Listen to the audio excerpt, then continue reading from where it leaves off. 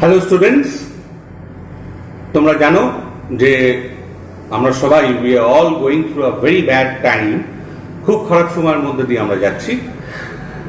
তোমরা কেউ স্কুলে পৌঁছতে পারছো না,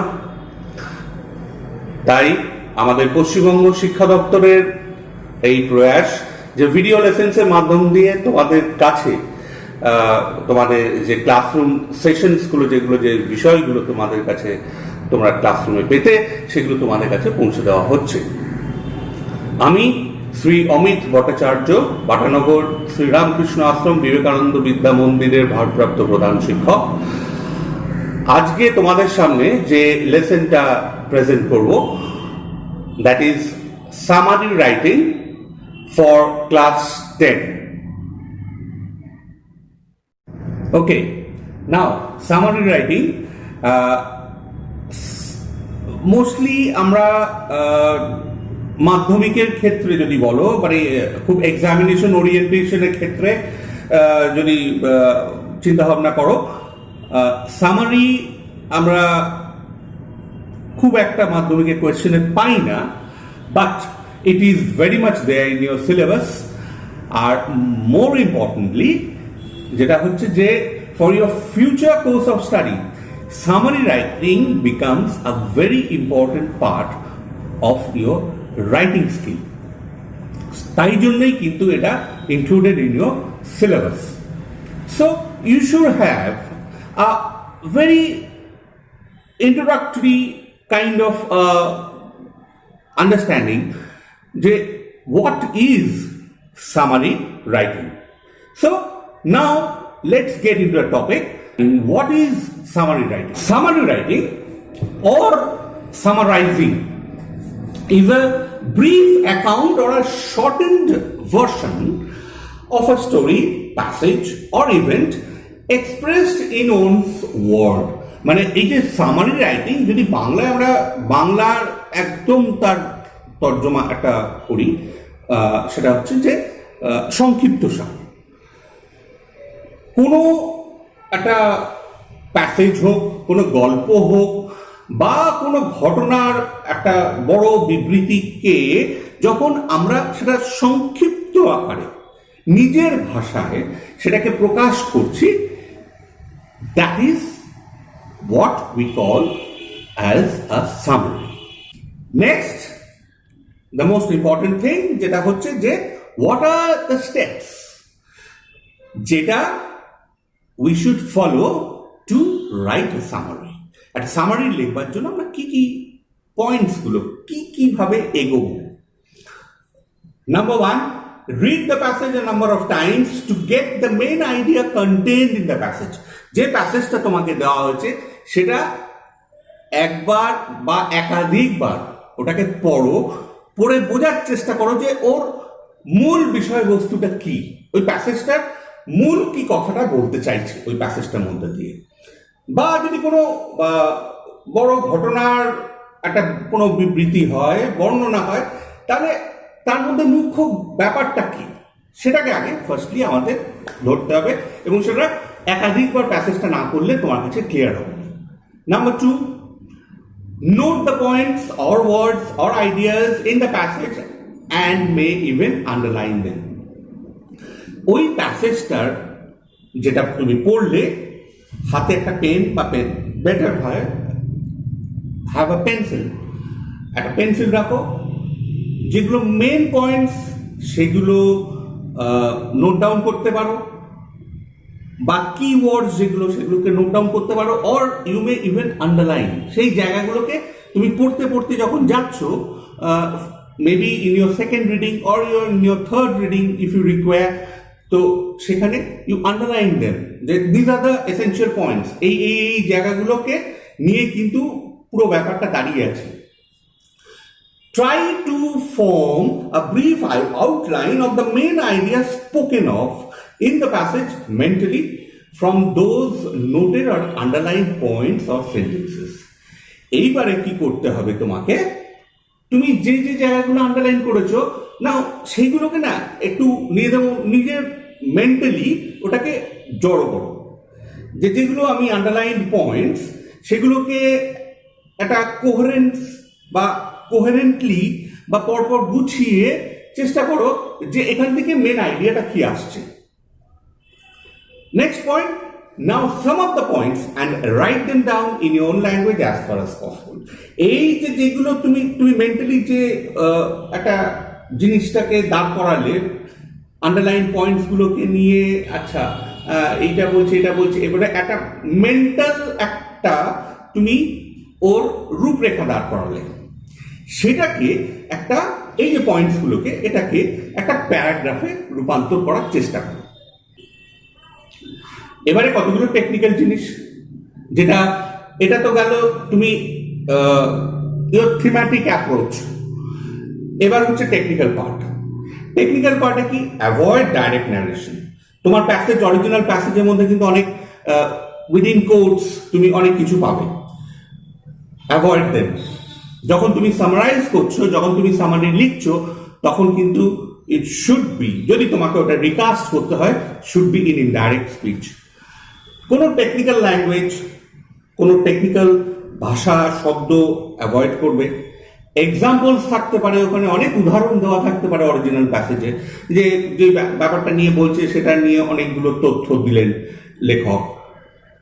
no examples, and try to write in simple assertive sentences. একদম সরল, ছোট ছোট সরল বিবৃতিমূলক বাক্যে ব্যাপারটাকে এক্সপ্রেস করা। Next point, it should be objective. একদম পিন পয়েন্ট তোমার বক্তব্য যাবে। In third person, avoid using I, we, you, me, মানে first person, second person pronouns যেগুলো থাকে সেগুলোকে অ্যাভয়েড করবে। তুমি যখন লিখছো তখন সেটা should be in third person. এইবারে তোমার পুরো কি কন্টেন্ট, যেটা মূল বিষয়বস্তুটাকে একটা প্যারাগ্রাফে রূপান্তর করো। আর next point and the last point, write your summary in past tense. So these are the points we are going to look for, but we are going to follow while writing a summary. Now we are going to have a kind of a sample study. আমরা একটা প্যাসেজকে নেব, নিয়ে আমরা একটা দেখব যে how we can approach to write a summary.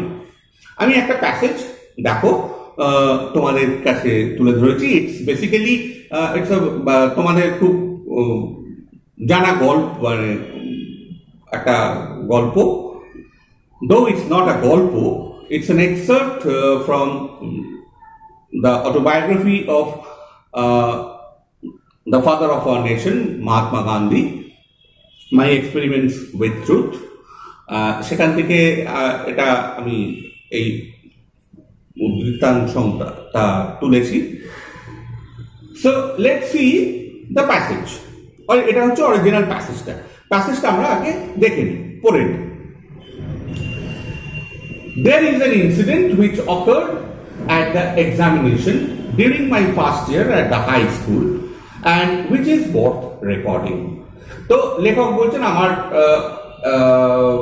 একটা ঘটনা ঘটেছিল। আমি যখন ফার্স্ট ইয়ারে হাই স্কুলে পড়তাম, যেটা মনে রাখবার মতন একটা ঘটনা।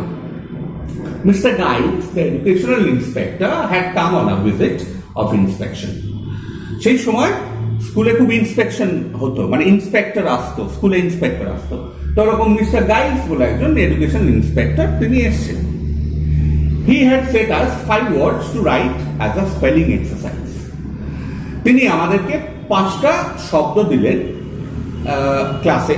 প্রত্যেক ক্লাসে ভিজিট করতেন ইন্সপেক্টর এসে। তো গান্ধীজিদের ক্লাসে এসে ইন্সপেক্টর বলেছিলেন, একটা স্পেলিং এক্সারসাইজ দিয়েছিলেন, 5টা শব্দ। One of the words was kettle. I had misspelled it. The teacher tried to prompt me with the point of his foot, but I would not be prompted.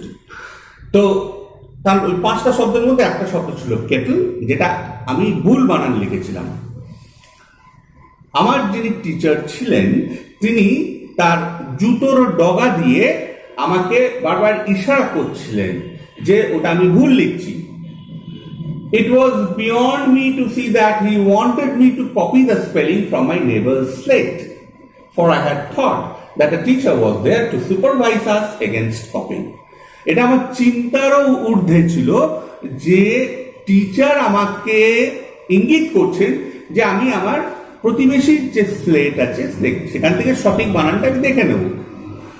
কারণ আমার ধারণা teacher ওখানে আছে আমাদেরকে তত্ত্বাবধানের জন্য, যে আমরা যাতে টোকাটুকি না করি, একে অন্যেরটা যাতে না দেখি। The result was that all the boys except myself were found to have spelled every word correctly. Only I had been stupid. ফল কি হলো? সমস্ত ছেলেরা সঠিক বানান, সবকটা বানান সঠিক লিখলো, কেবলমাত্র আমি বোকা হিসেবে চিহ্নিত হলাম, কারণ আমার একটা বানান ভুল। The teacher tried later to bring this stupidity home to me, but without effect. Teacher পরবর্তীকালে তিনি আমাকে এটা কিছুটা তিরস্কার করেই আমার কাছে বোঝাবার চেষ্টা করেছেন যে আমি এটা বোকামো করেছি, কিন্তু তার কোনো ফল বা তার কোনো প্রভাব আমার উপরে পড়েনি। I never could learn the art of copying. আমি এই টুকলি করার যে শিল্প সেটা আমি কোনোদিন শিখিনি। So this is the original passage. Now এবার আমরা প্র্যাকটিক্যালি এটাকে অ্যাপ্রোচ করব যে how to summarize or how to write a summary of this given passage. দেখো আমি নেক্সট পেজে কি করেছি, জাস্ট তোমাদের বোঝানোর জন্য I have underlined the important or the key part or the key sentences যেটা আমাকে সামারিটাতে সে হেল্প করবে। যে আমার পুরো ব্যাপারটা, গল্পটা পড়ার, প্যাসেজটা পড়া হয়ে গেছে, প্যাসেজটা কি মুখ্য ব্যাপার সেটা নিয়ে বুঝে গেছি। এইবারে আমি সেই সব জায়গাগুলোকে আমি চিহ্নিত করছি। প্রথম হচ্ছে ইটস অ্যান ইনসিডেন্ট। দেখো ইনসিডেন্ট আমি আন্ডারলাইন করেছি। কোন সময়? First year at the high school. কি হয়েছিল না, educational inspector had come on a visit of inspection, underlined. দেখো উনি এসে কি করেছিলেন, he said us 5 words to write as a spelling exercise. তিনি এসে আমাদের 5টা ওয়ার্ড দিয়েছিলেন স্পেলিং এক্সারসাইজের জন্য। তার মধ্যে কোন শব্দটা ছিল? কেটল শব্দটা ছিল। কেটল শব্দটা কি হয়েছিল? আই মিসস্পেলড ইট, আমি ওটা ভুল করেছিলাম। টিচারের ভূমিকা ছিল, মানে কি রকম ছিল? টিচার প্রম্পট করছিলেন আমাকে, আমি তাতে কিভাবে রিয়াক্ট করলাম? I was not to be prompted, যেটা আমি আন্ডারলাইন করেছি যে I would not be prompted. দেখো আন্ডারলাইন্ড। টিচার প্রম্পট করে আমাকে কি বলতে চাইছিলেন? To copy the spelling from my neighbour slate, আমার প্রতিবেশীর স্লেট থেকে দেখে নিতে বলছিলেন। আমি আগেই বলে দিয়েছি আন্ডারলাইন্ড। দেখো I would not be prompted, আমি ওটা বুঝিনি। রেজাল্ট কি হয়েছিল? All the boys except myself spelled every word correctly. দেখো আন্ডারলাইন্ড। টিচার তাতে কি ক্ষিপ্ত হয়েছিলেন? আমাকে তিরস্কার করেছিলেন। Teacher tried later to bring this stupidity home to me, underline করেছি।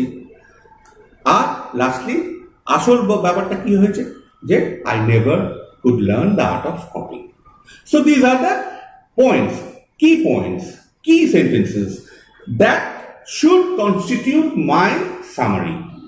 এইখান থেকে আমাকে সামারিটাকে বার করতে হবে, এগুলোকে কোহেরেন্টলি আমি একটা সেন্টেন্স নিজের মতন করে ফ্রেম করি। This is how we approach. Just as an example, আমি এই সামারিটা তোমাদের করে দিয়েছি, দেখে নাও। পুরো ঘটনাটাকে এইভাবে তুমি আন্ডারলাইন করে আগে ছোট করে নিলে, মুখ্য ব্যাপারটাকে বার করে নিলে। এবার এইগুলোকে সাজিয়ে গুছিয়ে নিজের মতন করে ছোট ছোট করে সেন্টেন্স করে তুমি জানিয়ে দিলে বা প্যাসেজটাকে করে দিলে। Let's see the summary of it, যে এটা থেকে আমি কি করে সামারিটাকে বার করব। During the narrator's first year, দেখো আমি বলেছি নো ফার্স্ট পার্সন, ওখানে কিন্তু এটা অটোবায়োগ্রাফি ছিল, so it was written in I, it was written in first person. আমি কিন্তু I changed it into third person. During the narrator's first year at the high school, the educational inspector sent them a spelling exercise. He misspelled one of the words. The class teacher tried to prompt him to copy the right spelling. He refused to be prompted. Subsequently, এরকম কিছু তোমাকে adverbs নিয়ে আসতে হবে two concise, বা পুরো বাক্যটাকে ছোট করে দেওয়ার জন্য কিছু ফ্রেজেস, পার্টিসিপিয়াল ফ্রেজেসও কিছু আনলে বেটার। ফলস্বরূপ কি হলো, all except the narrator got their spellings fully correct. এর রেজাল্ট কি হলো, যে সবাই সব স্পেলিংগুলো সঠিক লিখলো। He never learned to copy, though he was condemned for this stupidity. তো তিনি মানে ন্যারেটর নেভার লার্ন কপিং, তিনি জীবনে টুকলি করা শিখলেন না, যদিও তাকে এই বোকামোর জন্য তাকে তিরস্কৃত করা হচ্ছিল। So all my points are there within this summarized passage. So this is the summary of that passage. এখন একটা প্রশ্ন আসে যে what should be the length of a summary. দেখো, for a precis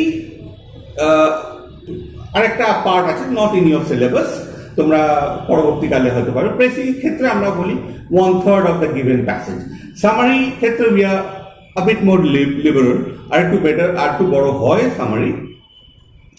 so it should not exceed half of the given passage, should be less than the half.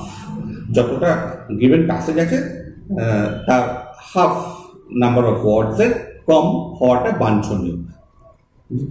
যদিও এটা নিয়ে কোনো হার্ড অ্যান্ড ফাস্ট কোনো রুল নেই যে this should be the length, যে given passage এত নাম্বার অফ ওয়ার্ডস সামারি কতটা হবে, নট এক্স্যাক্টলি, বাট যদি if you want to set a target, this is it, যে make it less than the half. Now your assignment, this is from your textbook Bliss for class 10 lesson 6, see figure যে তোমাদের lesson 6 আছে তার writing activities আছে page 51 এ। দেখো ওখানে বইয়ে দেখতে পারবে write a summary of the following passage, যে ওখানে একটা প্যাসেজ দেওয়া আছে যে about the pharaohs, about Tutankhamun, who was an Egyptian king who ruled between 1332 to 1323 BC. Tutankhamun was very young when he became the king. He was only 10 years old when he ascended the throne. He was the son of Akhenaten, who was also a pharaoh. As the king, Tutankhamun undertook many building projects. These building projects were centered around Thebes and Karnak. Tutankhamun built many temples and monuments. At that time, many temples were in ruins. Tutankhamun ordered them to be rebuilt. Tutankhamun had various physical disabilities. He suffered from ill health for a long period in his life. Tutankhamun required the support of a cane to walk because of his physical disabilities. In ancient Egypt, the body of a pharaoh was preserved after his death. This preserved body was known as the mummy. The preserved body of Tutankhamun was discovered by Howard Carter, an Englishman. He discovered Tutankhamun's tomb in 1922. The tomb was nearly intact when it was discovered. The discovery of Tutankhamun's tomb attracted wide interest all over the world. The discovery sparked an interest in ancient Egypt. So this is the passage, and এই প্যাসেজটা তোমরা একটা summary করবে। So this is your assignment. All about summary writing. I hope you have a preliminary idea of how to approach this part of your writing skill, that is summary writing. And after going through this, do একটা practice তোমরা করো, not only from your textbook but also get hold some grammar books. তাহলে the more you write, the more you practice, the more development you achieve in your skill. So let's hope যে আমাদের এই দুঃসময় খুব তাড়াতাড়ি কেটে যাবে, আমরা আবার হই হই করে সবাই মিলে যে যার স্কুলে ফিরব এবং আবার নতুনভাবে, এবং এই ভিডিও লেসেন্সগুলো দিয়ে আমরা কিন্তু পিছিয়ে থাকবো না। ভিডিও লেসেন্সগুলোর মাধ্যম দিয়ে আমরা কিন্তু যখন আবার ফিরে যাব স্কুলে, আমরা ঠিক সচল অবস্থায় আবার স্কুলে গিয়ে দেখা করব। Thank you, good bye.